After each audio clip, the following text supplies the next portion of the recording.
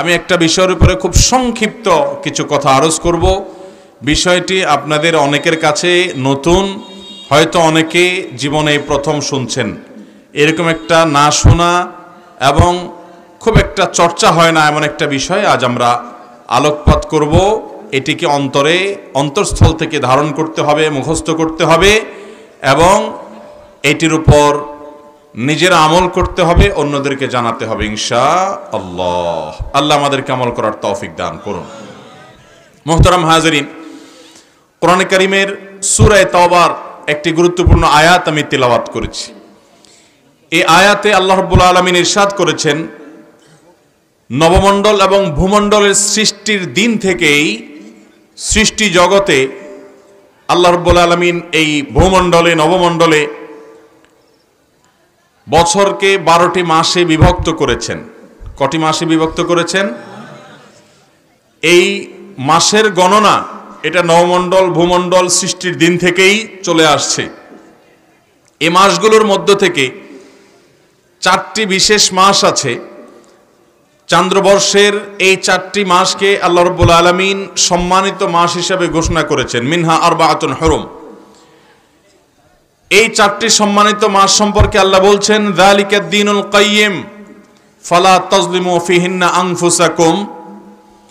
এই 4 মাস যেটাকে আল্লাহ তাআলা সম্মান দিয়েছেন, এটা এই মাসগুলোতে তোমরা নিজেদের প্রতি আল্লাহ বলছেন নিজেরা জুলুম করবে না, অবিচার করবে না।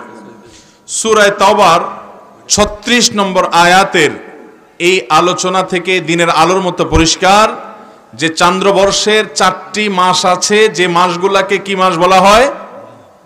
সম্মানিত মাস। কি মাস বলা হয়? সম্মানিত। আশহুরে হুরুম বা সম্মানিত মাস।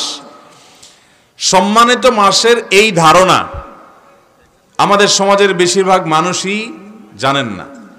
আমরা রমাদান মাস সম্পর্কে জানি, রমাদান হলো বছরের মধ্যে সবচাইতে সেরা এবং শ্রেষ্ঠ মাস। ঠিক না ভাই? ঠিক। এটা তো ঠিকই আছে, কারণ হাদিসের বর্ণনা দ্বারা আমরা জানতে পারি রমাদান হলো সাইয়্যিদুশ শুহুর, সকল মাসের মধ্যে সবচাইতে সেরা মাস, সবচাইতে শ্রেষ্ঠ মাস। কোন মাস? রমাদান মাস। রমাদানের পর অন্য সাধারণ মাসের তুলনায় বিশেষ মর্যাদা এবং বিশেষ সম্মান আল্লাহ তাআলা দিয়েছেন 4টি মাসকে। কয়টি মাসকে? এই 4টি মাস কোন 4 মাস, যে মাসকে আল্লাহ রাব্বুল আলামিন মর্যাদা দিয়েছেন সে বিষয়ে বুখারী, মুসলিম বর্ণিত আবু বকর রাদিয়াল্লাহু তাআলা আনহু থেকে একটি হাদিস বর্ণিত হয়েছে।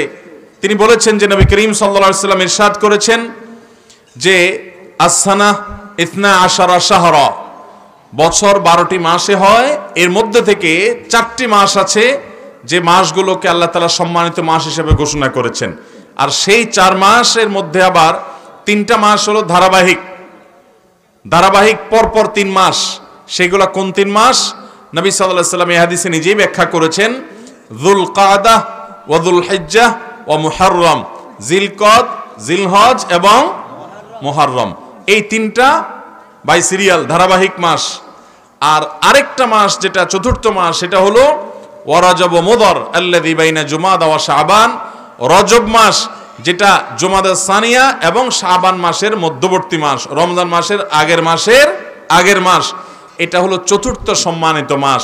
তাহলে মোট সম্মানিত মাস কয়টা হলো? 4টা। কোরআনে কারীমে সূরা তাওবাতে আল্লাহ তাআলা এই বিষয়ে আলোচনা করেছেন, আবার সূরা বাকারাতে আলোচনা করেছেন। আল্লাহ বলেছেন, ইয়াসআলুনাকা আনিশ শাহরিল হারামি কিতালিন ফি। হে রাসূল, সম্মানিত মাসসমূহে যুদ্ধ বিগ্রহ করা এ সম্পর্কে আল্লাহর বিধান কি, এই সম্পর্কে আপনাকে জিজ্ঞাসা করা হয়েছে। মানুষেরা জিজ্ঞাসা করেছে আপনাকে, কুল কিতালুন ফিহি কাবীর।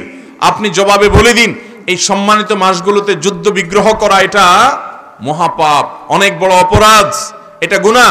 এই মাসগুলোতে যুদ্ধ বিগ্রহ আল্লাহ তাআলা নিষিদ্ধ ঘোষণা করেছেন, জায়েজ নাই, কারণ এই মাসগুলোকে আল্লাহ তাআলা সম্মান দিয়েছেন। মুহতারাম হাজিরিন, আমরা যে মাসটাতে এখন অবস্থান করছি, এই মাসটা হলো সেই সম্মানিত 4 মাসের একটা মাস। এই মাসটার নাম কি মাস? বর্তমানে হিজরি বর্ষের বা চান্দ্র বর্ষের কোন মাস চলছে? যুল কাদা, জিলকদ। এখন এই মাসটা যে সম্মানিত মাস, সে সম্পর্কে আমরা বেশিরভাগ মানুষ জানি না। আর যদি আমরা কেউ জানিও, কিন্তু এই মাসটা যে সম্মানিত মাস সে সম্পর্কে আমাদের ধারণা, সে সম্পর্কে আমাদের কনসেপ্ট, সে সম্পর্কে আমাদের সচেতনতা বা এই মাসকে সম্মান দেওয়া মানসিকভাবে, দুঃখজনক বাস্তবতা হলো এই আমলটি আমাদের সমাজে বেশিরভাগ মানুষই করার সুযোগ পান না। তাহলে বোঝা গেল এই মাসগুলোর সম্মান এটা আল্লাহ তাআলা দিয়েছেন একজন মুসলমান হিসেবে, আল্লাহর প্রতি ঈমান আনয়নকারী বান্দা হিসেবে, কোরআনে বিশ্বাসী মানুষ হিসেবে আমাদেরকে এই মাসগুলোর সম্মান দিতে। এখন প্রশ্ন হলো এই মাসগুলোর সম্মান কিভাবে দিবেন? নাম্বার 1, এই সম্মানিত মাসগুলো যখন আসবে আপনার মন মানসিকতার মধ্যে এক ধরনের শ্রদ্ধা কাজ করবে যে একটা বিশেষ সম্মানিত মাস যাচ্ছে। রজব মাসের বেশ কয়েকটা দিন অতিবাহিত হয়ে গেছে। আমাদের কয়জন মানুষ আছেন এটা বলতে পারবেন যে রজব মাসের চাঁদ ওঠার সংবাদ যখন শুনেছি সেই থেকে আমার প্রায় মনে হয়েছে যে একটা সম্মানিত মাস যাচ্ছে, সম্মানিত মাসের মূল্যবান সময় যাচ্ছে, এই স্মরণটা হয়েছে। এবং সম্মানিত মাসের কথা স্মরণ হওয়া এবং সম্মানিত মাসকে মনে মনে সম্মান প্রদর্শন করা, এটাও এ মাসের একটা আমল, এই সম্মানিত মাসগুলোর সম্মান প্রদর্শনের অংশ। মোহতারাম হাজরিন, এ বিষয়ের আলোচনাও আমাদের সমাজে খুব একটা হয় না। সম্মানিত মাস সম্পর্কিত ধারণা, এই মাসগুলো যখন আসে তখন এগুলো সম্পর্কে আমাদের করণীয় বর্জনীয়, এ মাসগুলো সম্পর্কে কোরআন হাদিসের আলোকে তাৎপর্য আলোচনা, এটা আমাদের সমাজে খুব একটা হয় না। এই জন্য মাসের শুরুতে আমি আমার নিজের স্মরণের উদ্দেশ্যে আপনাদের সামনে আলোচনা করছি। এখন থেকে আসুন আমরা নিয়ত করে নেই, আমার জীবনের প্রতি বছর যখন রজব মাস আসবে, যখন জিলকদ, জিলহজ, মুহররম এই 3টা মাস অতিবাহিত হবে, এই সময়গুলোতে আমরা আল্লাহর দেওয়া সম্মানিত মাস যাচ্ছে এই কথা মাথায় রেখে এই মাসগুলোর প্রতি মনে মনে সম্মান প্রদর্শন করব ইনশাআল্লাহ। মনে থাকবে তো?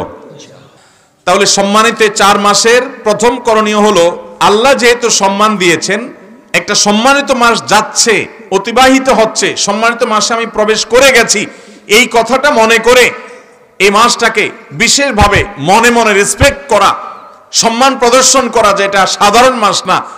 অতএব আমরা সম্মানিত মাসের সম্মান আমরা মনে মনে ধারণ করব। ঠিক আছে তো ইনশাআল্লাহ? এটা 1 নম্বরের কাজ। নাম্বার 2, এই মাসগুলোতে আমাদের রুটিন যে কাজগুলো আছে, 5 ওয়াক্ত নামাজ অন্য মাসেও ফরজ, এ মাসেও 5 ওয়াক্তই ফরজ, অতিরিক্ত কোনো ওয়াক্ত নাই, অতিরিক্ত কোনো নামাজও এই 4 মাসে পড়ার জন্য নির্দেশ করা হয় নাই, 5 ওয়াক্তই। এবং অন্যান্য মাসে যে সমস্ত ফরজ বিধানগুলো আমাদেরকে মেনে চলতে হবে, সম্মানিত মাসগুলোর সম্মানার্থে সেই ফরজ বিধানগুলোকে একটু বিশেষ গুরুত্বের সাথে করব, একটু বিশেষ গুরুত্বের সাথে। মনে থাকবে তো ইনশাআল্লাহ? আপনি অন্য সময় ফজরের নামাজের ব্যাপারে আপনার গাফিলতি আছে, সম্মানিত মাস সেজন্য আপনার রুটিনে নামাজের গুরুত্বটা বিশেষভাবে গুরুত্ব পাবে, যে সম্মানিত মাসেও কিভাবে আমি নামাজ তরক করি। অন্যান্য মাসে আপনি জামাতের ব্যাপারে এত গুরুত্ব দেন না, কিন্তু সম্মানিত মাসের সম্মানে আপনি জামাতের ব্যাপারে গুরুত্ব দিবেন। অর্থাৎ সাধারণ রুটিন আমলগুলোই সম্মানিত মাসের কারণে বিশেষ গুরুত্ব দেব ইনশাআল্লাহ। নাম্বার 3, সম্মানিত মাসের সম্মানার্থে আমরা অন্যান্য মাসে পাপাচার, গুনাহে লিপ্ত হওয়া সেটা যেরকম অপরাধ, সম্মানিত মাসে গুনাহে লিপ্ত হওয়া ডাবল অপরাধ। কারণ আল্লাহ তাআলা সম্মান দিয়েছেন যে মাসকে, সে মাসকে আপনি অসম্মান করেছেন, সে মাসে আল্লাহর নাফরমানি করেছেন। কেউ বিড়ি সিগারেট খাইলো, সে গুনাহ করলো, মুরব্বীদের সামনে খাইলো, অন্যদের সামনে খাইলো, সে বেয়াদবি করলো। কিন্তু একই কাজ যদি নিজের বাপের সামনে করে, শ্বশুরের সামনে করে, তাহলে বেয়াদবি ডবল হবে না? কারণ একে তো তুমি অপরাধ করছো, আবার নিজের বাবার সামনে বিড়ি খেয়ে, সিগারেট খেয়ে, তোমার শ্বশুরের সামনে ধূমপান করে তুমি ধোঁয়া ছেড়ে রীতিমতো তোমার উচ্ছৃঙ্খলতা, তোমার অসভ্যতা, তোমার অসৌজন্যতা, তোমার ভিতরে অভদ্রতার প্রমাণ তুমি দিলে। এটা সমাজের যে কোনো মানুষ জানে যে সাধারণ ধূমপান করা সেটা তো অপরাধী, কিন্তু যদি কোনো মুরব্বীর সামনে, নিকটাত্মীয়ের সামনে, সিনিয়র ব্যক্তির সামনে করে, সেটা আরো অপরাধের মাত্রা বেশি হয়। ঠিক একইভাবে অন্য মাসে আপনি হারাম জিনিস মোবাইলে দেখলেন, হারাম কথা মুখে বললেন, হারাম কাজ সম্পাদন করলেন, সেটা অপরাধ, সেটা গুনাহের কারণ। কিন্তু সম্মানিত 4 মাসে আপনি যদি এই গুনাহের কাজগুলোই করেন, তাহলে সেক্ষেত্রে আপনি অপরাধের ক্ষেত্রে ডাবল অপরাধ করলেন, সম্মানিত মাসের সম্মান নষ্ট করলেন, সম্মানিত মাসকে অসম্মান করলেন। আল্লাহ তাআলা কোরআনে কারীমে সূরা তাওবার 36 নম্বর আয়াতে বলেছেন, ফালা তাজলিমু ফিহিন্না আনফুসাকুম, সম্মানিত মাস যখন আসবে তখন তোমরা নিজেদের প্রতি অবিচার করো না। অর্থাৎ এই মাসগুলোতে গুনাহ, পাপাচার এবং আল্লাহর নাফরমানি, আল্লাহর অবাধ্যতার এই কাজগুলো এই মাসগুলোতে করবে। তাহলে 3 নম্বর আমলও পেয়ে গেলাম, 3 নম্বর কর্মসূচি পেয়ে গেলাম। অন্য মাসে যে পাপাচারগুলো আমরা পরিহার করি, এই সম্মানিত মাসগুলোতে একটু বিশেষ গুরুত্বের সাথে সেই পাপাচার পরিহার করবো ইনশাআল্লাহ। আল্লাহ আমাদেরকে তৌফিক দান করুন। নাম্বার 4, সম্মানিত মাসে যুদ্ধ বিগ্রহ করতে আল্লাহ তাআলা নিষেধ করেছেন। আল্লাহ তাআলা বলেছেন, ইয়াসআলুনাকা আনিশ শাহরিল হারামি কিতালিন ফীহি, হে রাসূল, সম্মানিত মাসে যুদ্ধ বিগ্রহ করা সম্পর্কে আপনার কাছে জিজ্ঞাসা করে তারা।